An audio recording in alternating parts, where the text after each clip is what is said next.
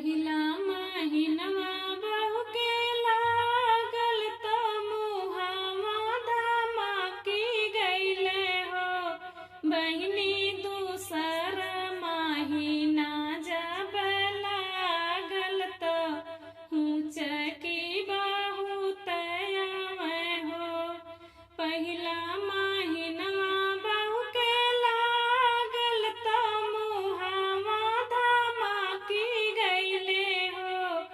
बहिनी दूसरा महीना जब लागल तो हुचकी बहुत आवे हो। बहिनी दूसरा महीनावा के लागत तो हुचकी बहुत आवे हो। बहिनी दूसरा महीनावा के लागत तो हुचकी बहुत आवे हो। तीसरा महीनवा जब लागल तो तरुआ सुखाइल हो। बहिनी रही रही देहिया धाराने पियसिया बहुत लागई हो। बहिनी रही रही देहिया धाराने पियसिया बहुत लागई हो। तीसरा महीनवा जब लागल तो तरुआ सुखाइल हो। बहिनी रही रही देहिया धाराने पियसिया बहुत लागई हो। बहिनी रही रही देहिया धाराने पियसिया बहुत लागई हो। चौथा महीनवा जब लागल तो गोड़ फुलियाइल हो। बहिनी निकाहू ना लागे खाना पानी ओकलैया बहुत आवई हो। बहिनी निकाहू ना लागे खाना पानी ओकलैया बहुत आवई हो। चौथा महीनवा जब लागल तो गोड़ फुलियाइल हो। बहिनी निकाहू ना लागे खाना पानी ओकलैया बहुत आवई हो।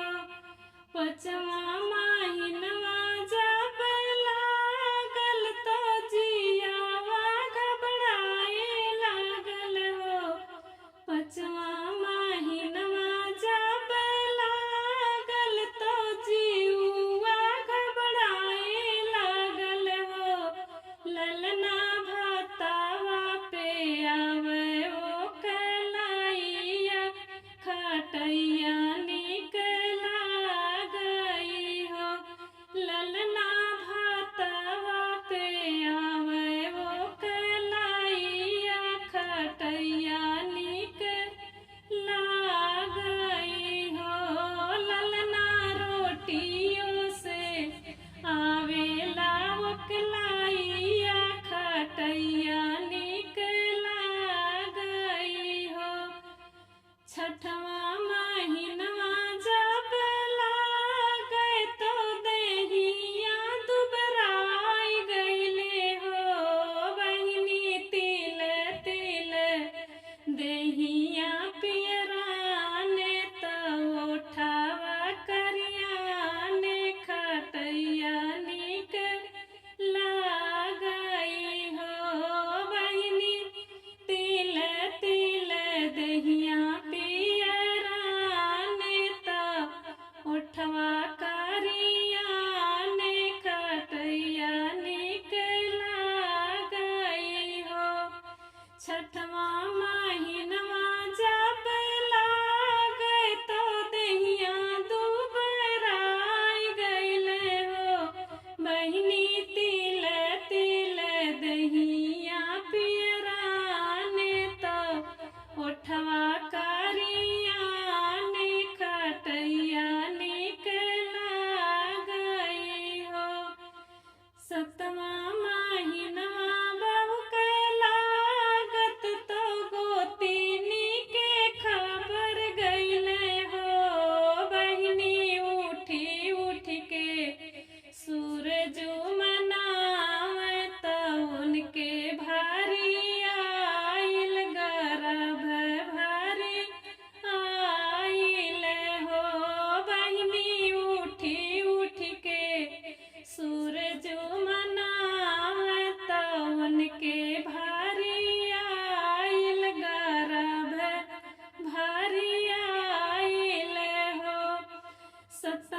महिनवा बहु के लागत तो गोतिनी के खबर गईले हो बहिनी उठी उठ के सूरज मनावे तो उनके भारी आइल गर्भ भारी आइल हो।